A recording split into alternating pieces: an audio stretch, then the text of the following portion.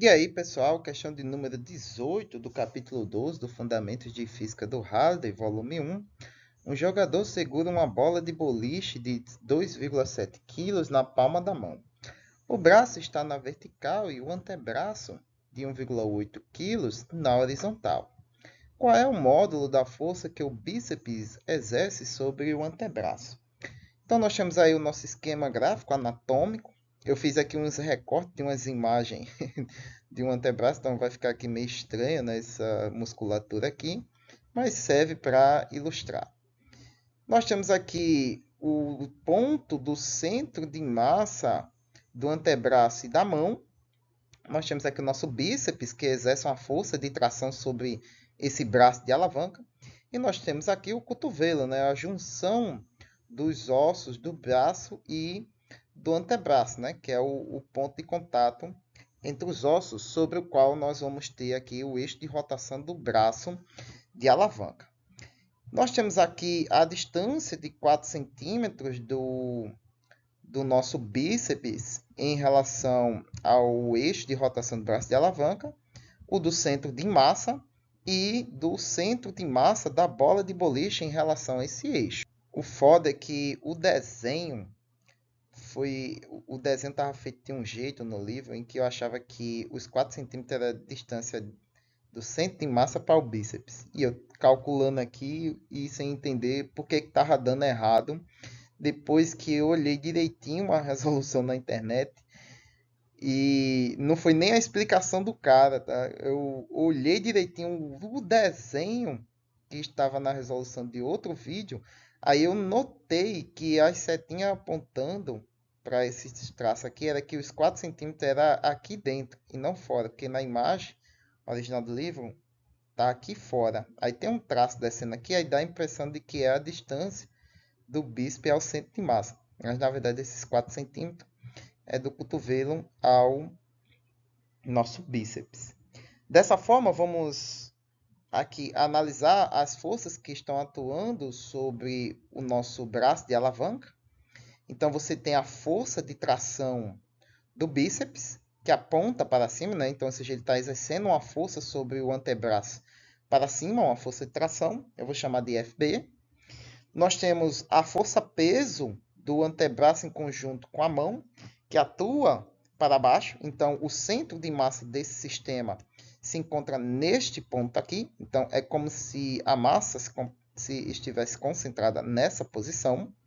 E nós temos a direção da força-peso da nossa bola de boliche. Então, está aqui a sua posição em relação ao nosso braço, ao nosso eixo de rotação do braço de alavanca, de 33 centímetros.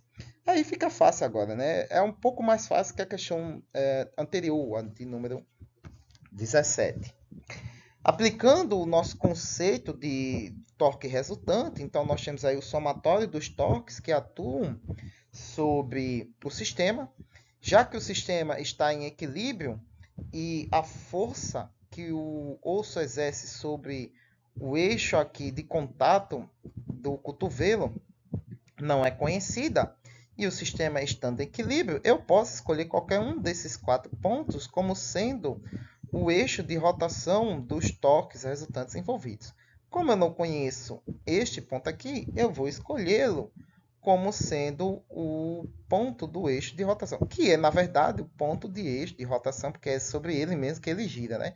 Se vocês olharem em questões anteriores, você pode ver que eu posso escolher ao meu bel prazer sobre qual eixo o sistema pode rotacionar para calcular o torque resultante. Isso desde que o sistema esteja em equilíbrio. Sendo o torque resultante nulo, então nós temos aqui o torque exercido pela tensão do bíceps menos o torque do centro de massa do peso do antebraço com a mão e o torque da bola de boliche, com os seus respectivos sinais, já que nós temos aqui o torque do bíceps. Nesse caso aqui, eu estava considerando as direções das forças, né? Então sendo para cima o eixo Y positivo para cima e negativo sendo para baixo.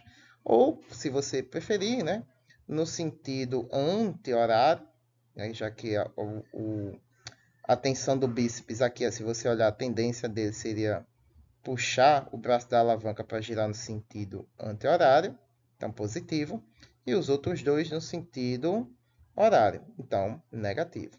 Então a soma disso aqui tem que dar zero. Como queremos a tensão do bíceps, colocamos ele em um dos lados da igualdade, e isso significa que o valor dele vai ser a soma dos torques do peso do antebraço e da bola de boliche. Abrindo aqui as expressões de cada termo, nós temos então o torque, é a força perpendicular ao braço de alavanca e a distância em que essa força está sendo aplicada em relação ao eixo de rotação. Então, ela sendo perpendicular ao braço de alavanca, né, produto vetorial. Como todos eles a gente considera como sendo ideal aqui, estando sendo perpendicular aos seus eixos, né, que dita a sua distância até esse eixo, então fica simplesmente força vezes a distância. Então, a força do bíceps vezes a distância que ele está do eixo de rotação, da força peso e a distância da bola de boliche e a sua distância. Isolando aqui a nossa força do bíceps, então vai ser aqui o torque do peso do centro de massa mais o torque da bola de boliche sobre a distância em que a tensão do bíceps está sendo aplicada no braço de alavanca. Então, nós temos aqui a força peso do braço mais a mão, que é mg. Né? A gente não sabe qual é a força peso, mas sabemos qual é a massa, então é só multiplicar por g, que é a aceleração da gravidade, já que nós estamos na Terra, vezes a sua distância. A mesma coisa para a bola de boliche. Então, substitui os valores. Então, nós temos a massa do antebraço mais mão, 1,8 kg. A distância que o centro de massa do antebraço está do eixo, que é 15 centímetros, ou 0,5 metros, mais a massa da bola de boliche, 7,2 kg, e a sua distância para o eixo de rotação, né, o cotovelo, 33 centímetros, ou 0,33 metros. Como o G multiplicava ambos os termos aqui da adição, eu coloquei em evidência, então ele multiplica todo mundo. Então, 9,8G multiplicando todo mundo aqui, sobre a distância da tração da força que o bíceps exerce sobre o antebraço, que é de 4 centímetros, né? A tração em relação ao eixo de rotação. 4 centímetros ou 0,04 metros. Resolve a expressão, então nós temos aí que a tração exercida sobre o antebraço pelo bíceps é de 648,3 newtons. Na letra B, ele quer agora então a força que o osso exerce entre si na articulação do cotovelo. Então, a força aqui que ele está exercendo. Como o osso não exerce nenhuma força, né, digamos assim, puxando para cima, como o bíceps faz, então, único e simplesmente consideramos que ele se apoia sobre o osso do antebraço, né, o rádio e a una, né, fazendo força sobre a superfície de contato onde esses ossos se encontram, né, que é o nosso cotovelo, que é o nosso eixo de rotação. Dessa forma, então, na nossa letra B, nós temos que o quê?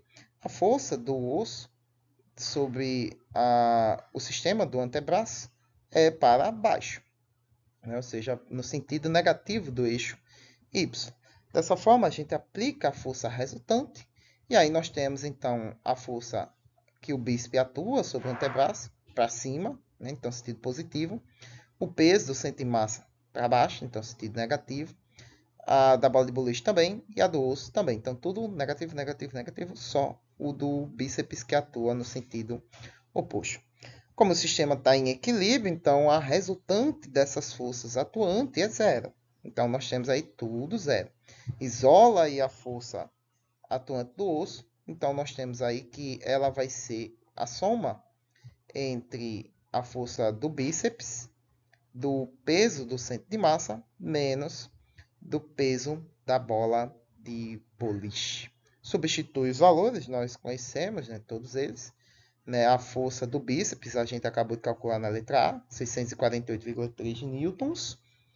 O peso do centro de massa, é a massa vezes a aceleração da gravidade, 1,8 vezes 9,8, menos a força, peso da bola de boliche, que é a sua massa vezes g, 7,2 vezes 9,8.